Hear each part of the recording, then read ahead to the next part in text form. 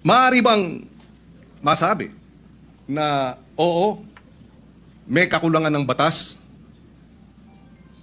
ngunit mas marami ang kakulangan sa implementasyon kaysa sa batas mismo? Yung mga ganito po kasi, alam nyo, minsan iisipin natin ang mga kriminal bobo, kriminal tanga, kriminal walang isip. Gusto ko pong sabihin sa inyo, nagkakamali po tayo. Yan ho ang mga pinaka may brilliant mind, ano? Kung gusto nilang gumawa ng krimen at gusto nilang gamitin po talaga yung mga bata, talaga pong magagamit po nila.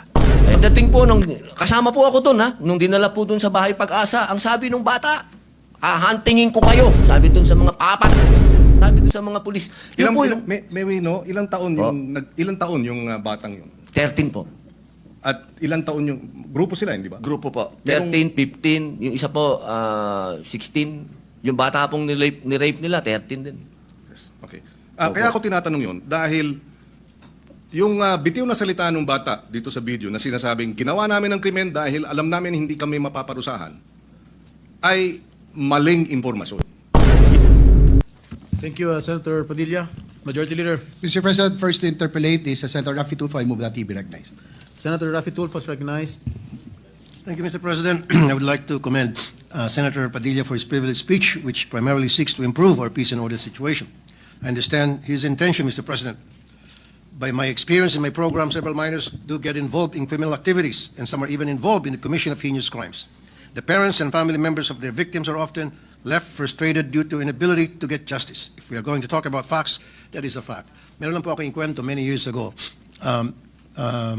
May pumunta sa akin na isang parent from Leyte, if my memory serves me right. Ang kanyang reklamo, yung kanyang 9 years old na anak na babae, ni-rape ng 13 years old na lalaki. After na ma-rape nitong 13 years old na lalaki, yung 9 years old na anak niya, kinasuhan, ay dinala sa korte, at anong ginawa ng korte, dahil mayroong Juvenile Justice Act tayo, walang nagawa yung piskal kundi pakawalan. And then, 2 weeks after, nang rape ulit. Again, pinakawalan. Tinawagan kong piskal. Pasensya na. Yun po yung batas. Kailangan pakawalan. Pangatlong beses, nang rape na naman. Na-high blood po ako dun. Nabalitaan ko.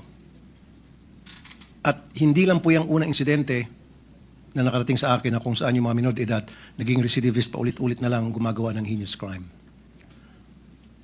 And meron din akong karanasan sa aking programa din na yung pulis pupuntahan yung bahay ng isang magulang dahil yung kanyang anak ay merong ginawang kasalanan.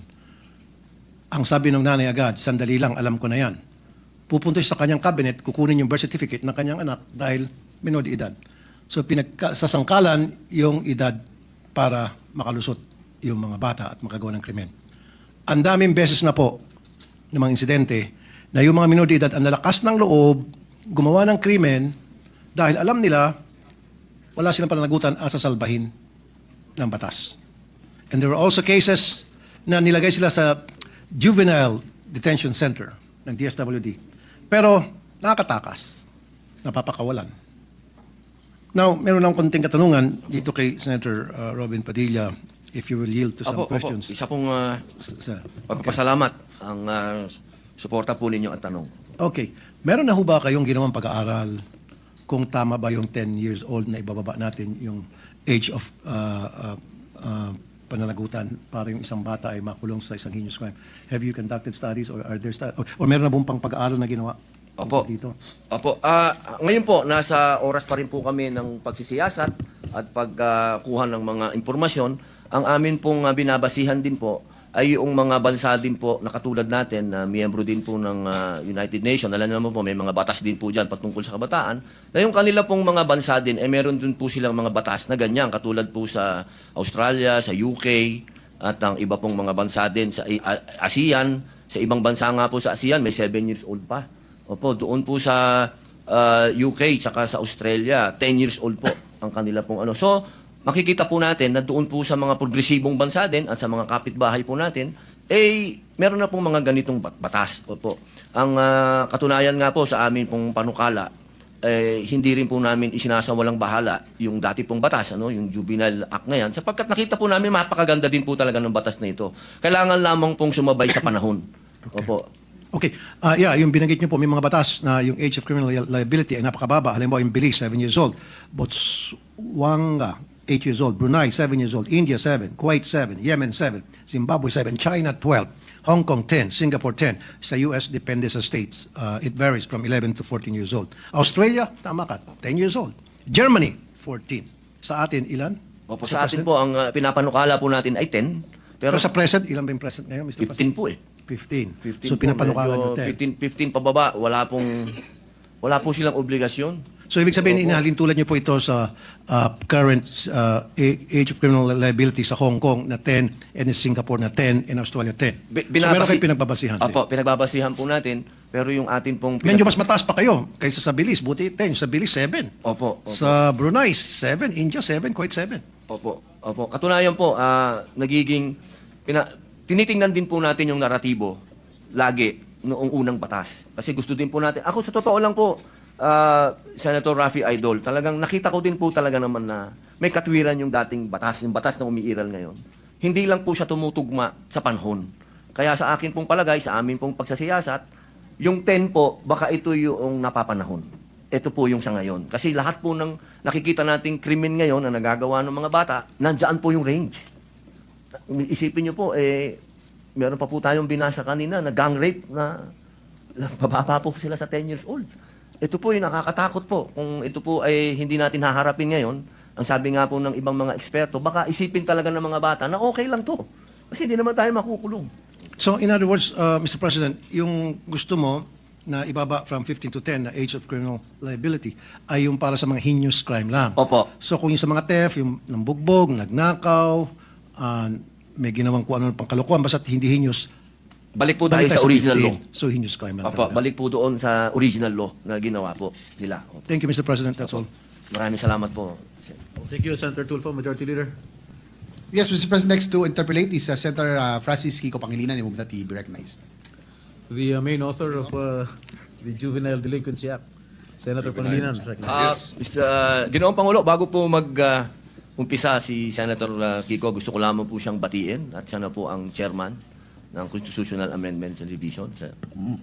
At maraming salamat din sa dating chairman ng Constitutional Amendments Committee. Magandang araw sa kanilang lahat. Kung maaari po bang magtanong ng ilang mga katanungan sa ating nagbigay ng kanyang privilege. Opo, opo. Unang-una, nagpapasalamat tayo na ito'y naisiwalat ng ating kasamahan sa Senado, yung usapin ng Juvenile Justice Welfare Law of 2006 and amended noong 2013. Una sa lahat, tayo ay nakikiisa sa kanya sa usapin ng pangangailangan ng hustisya, lalo na sa mga naging biktima ng mga krimen o kaya mga kilos ng mga kabataang nasasangkot o minor de edad na nasasangkot sa criminal activities. Tama lang na dapat ang mga nagkasala ay nananagot. At marahil ay maraming kinakailangan ding liwanagin o linawin sa usapin nung ano nga ba ang tunay na mga probisyon o tunay na mga posibleng mga pag-implementa ng batas at ikumpara ito dun sa mga hindi tama o kaya disinformation. Unang-una sa lahat, hindi po tama at hindi ito naaayon sa batas na walang pananagutan ang kabataan na nagkakasala.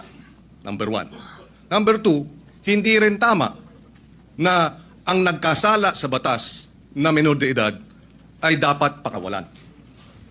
Number 3, hindi rin tama na kapag ikaw ay below 15 at up to 9 years old at ikaw ay nagkasala, ay dapat kang pakawalan. Maliwanag, noong 2006 na ipasa yung batas, nakita ang ilang mga naging problema sa implementasyon ng batas. Kaya noong 2013, ito ay inamendahan. under the chairmanship then of now Senate President Chis Escudero. He was the chairperson of the Senate Committee on Justice. Ngayon, siguro isang tanong. Ang unang tanong, maaari bang masabi na oo, may kakulangan ng batas, ngunit mas marami ang kakulangan sa implementasyon kaysa sa batas mismo? Una po, linawin ko po sa ating kaibigan, Senator Kiko Pangilinan, wala po akong sinabi na kulang ang batas. Ang sabi ko po ay napakaganda ng batas na ito. Hindi lang po siya napapanahon ngayon. Sa pangalawang tanong po, totoo po yan, sa maiksing panahon ko po dito sa Senado, napakadami pong magagandang batas. Sobrang gagandang batas, hindi po talaga na-implement. Hindi lang po sa usapin na ito. Usapin lang ng agrikultura, number 1 na yun. Public information, number 2 na yun. Pero ito pong tanong nyo po, totoo po yan. Implementasyon ang kulang. Pero alam nyo naman po sa buhay ng... Ito lang po, opinion ko lang po ito. No? Dahil ako po ay hindi ko naman po itinatago na tayo po'y galing dyan sa ganyang klaseng buhay. Yung mga ganito po kasi, alam nyo, minsan iisipin natin ang mga kriminal bobo, kriminal tanga, kriminal walang isip. Gusto ko pong sabihin sa inyo, nagkakamali po tayo. Yan ho ang mga pinaka may brilliant mind, ano? Kung gusto nilang gumawa ng krimen at gusto nilang gamitin po talaga yung mga bata, talaga pong magagamit po nila. Kaya ulitin ko po, Senator Kiko, wala po akong nakitang hindi maganda sa batas po ninyo. Ako po'y naniniwala dito sa batas po ninyo. Kaya lang po, kailangan po natin mag-adjust sa panahon po ngayon. Maraming salamat sa paliwanag at sa kasagutan. Kanina nabanggit nung in-interview ng kabataan na kaya nila ginawa yung batas, yung kriminalidad. Kaya sila gumawa ng krimen ay dahil hindi sila mapaparusahan. Tama yun, hindi ba? Tama yung kanilang, yung bitiw na salita. Tama ba yun sa ilalim ng batas na pag sila gumawa ng kriminalidad o krimen ay hindi sila mapaparusahan? Sa usapin po, kasi ganito po yan, napakaganda po nung inyo pong katanungan. Ang bata kasi, kahit siya, lalahatin ko na po, kasi ganito yan Pagka sinabi mong pananagutan, ang kaduktong po nun, dapat may parusa. Kasi kung pananagutan, oo, may pananagutan. Sinabihan siya, ginawa mo yan, kaya ganito muna ang mangyayari sa'yo, dadaling ka muna dito sa bahay pag-asa, dadaan ka dito sa matinding intensive na masasabi nating psychological and moral and lahat na po, sabihin natin. Alam niyo po, Senator Kiko, sa 3 years and a half ko po sa Bilibid, hindi ko naman po nila lahat, pero wala na pong pinakamagagaling na artista kundi kriminal. Kapag kaharap niyo po yan, lahat ng drama, lahat na po, sabihin niyo po, lahat ng kalungkutan, lahat ng pinagdadaanan niya, sasabihin sa inyo. Pero pag talikod po ng nag-i-interview dyan, halimbawa ng empleyado yung sabihin gwardiya, o ng probation officer, pag talikod po nun, pagbalik niyo sa selda, bubuksan yung wallet niya, papakita sa iyo yung dyaryo, itong pinatay ko, pare. Ganyan po ang criminal mind. Hindi ko naman po hinilalahat. Pero pagka sinabi po natin kasi ng pananagutan, dapat nagbabayad ka ng kasalanan. Hindi lang binasa sa iyo. Hindi yung parang gumawa ka ng isang karumal-dumal na krimen, ito po nakita ko po ito dahil ako po ay kagyat na pumunta sa Camarines Norte nung ni-rape nila yung batang, ano po ito Senator Kiko magkakaibigan po ito. Yung babae ni-rape nila, binidyo nila, lahat, pinatay, lahat po, binidyo, hanggang naagnas yung bata, binidyo. Pagdating po, kasama po ako doon, nung dinala po doon sa bahay pag-asa, ang sabi ng bata, hahantingin ko kayo. Sabi doon sa mga, papatayin ko kayo. Sabi doon sa mga pulis. Ilang